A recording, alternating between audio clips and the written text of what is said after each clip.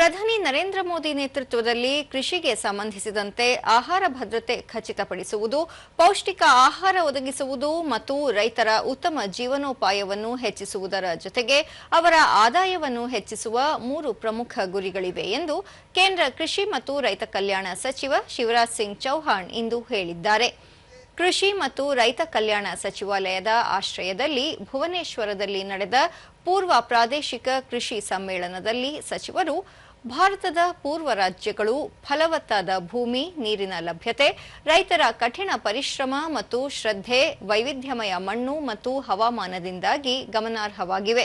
ಸರಿಯಾದ ದಿಕ್ಕಿನಲ್ಲಿ ಸ್ವಲ್ಪ ಹೆಚ್ಚು ಪ್ರಯತ್ನ ಮಾಡಿದರೆ ಪೂರ್ವ ಭಾರತವು ದೇಶದ ಕೃಷಿ ಅಭಿವೃದ್ಧಿಯಲ್ಲಿ ಮುಂಚೂಣಿಗೆ ಬರಲಿದೆ ಎಂದು ಹೇಳಿದರು.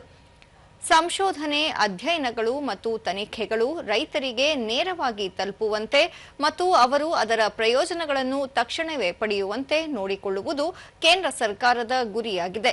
ಇದಕ್ಕಾಗಿ ಜೂನ್ 1 ರಿಂದ ಜೂನ್ 15 ರವರೆಗೆ ಕೃಷಿ ಉಳಿಸಿ ಅಭಿಯಾನ ನಡೆಸಲಾಗುತ್ತಿದೆ ಎಂದು ಹೇಳಿದರು. ಕೃಷಿ ಕ್ಷೇತ್ರದಲ್ಲಿಯೂ ಸಾಕಷ್ಟು ಸವಾಲುಗಳಿವೆ. ಅವುಗಳನ್ನೆಲ್ಲ ಪರಿಹರಿಸುವ ನಿಟ್ಟಿನಲ್ಲಿ ರೈತರು ಆಧುನಿಕ ತಂತ್ರಜ್ಞಾನ ಮತ್ತು ಯೋಜನೆಗಳನ್ನು ಅಳವಡಿಸಿಕೊಳ್ಳುವ ಅಗತ್ಯವಿದೆ. ಈ ಹಿನ್ನೆಲೆಯಲ್ಲಿ ಆಧುನಿಕ ತಂತ್ರಜ್ಞಾನ ಮತ್ತು ಯೋಜನೆಗಳ ಬಗ್ಗೆ ರೈತರಲ್ಲಿ ಜಾಗೃತಿ ಮೂಡಿಸುವ ಕಾರ್ಯಕ್ರಮವನ್ನು ಈ ಅಭಿಯಾನದಲ್ಲಿ ಮಾಡಲಾಗುವುದು ಎಂದರು. ಆಹಾರ ಕ್ಷೇತ್ರದಲ್ಲಿ ಸಮಸ್ಯೆ ಹೆಚ್ಚಾಗುತ್ತಿದೆ. ಆದ್ದರಿಂದ ಭಾರತವು ಆಹಾರ ಕ್ಷೇತ್ರದಲ್ಲಿ ಆತ್ಮನಿರ್ಭರವಾಗಬೇಕಾದ ಅಗತ್ಯವಿದೆ ಎಂದ ಸಚಿವರು ಈ ನಿಟ್ಟಿನಲ್ಲಿ ಕೇಂದ್ರ ಸರ್ಕಾರ ಎಲ್ಲ ಕ್ರಮಗಳನ್ನು ತೆಗೆದುಕೊಳ್ಳುತ್ತಿದೆ. ಇದಕ್ಕಾಗಿ ಹಲವಾರು ಯೋಜನೆಗಳನ್ನು ರೂಪಿಸಿದೆ ಎಂದರು.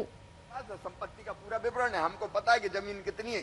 फार्मर आईडी में अगर 2 हेक्टेयर जमीन है तो कितना खाद लगेगा हमको पता है। हम कहेंगे कि भाई इतना खाद ले जाओ, उससे ज्यादा जरूरत पड़ेगी तो वो भी देंगे, लेकिन हम कहेंगे जरूर कि 2 एकड़ जमीन है तो मिट्टी में तत्व जो है उसके हिसाब से इतना खाद लगेगा। छत्तीसगढ़ ने फार्मर आईडी में बहुत बेहतर काम किया।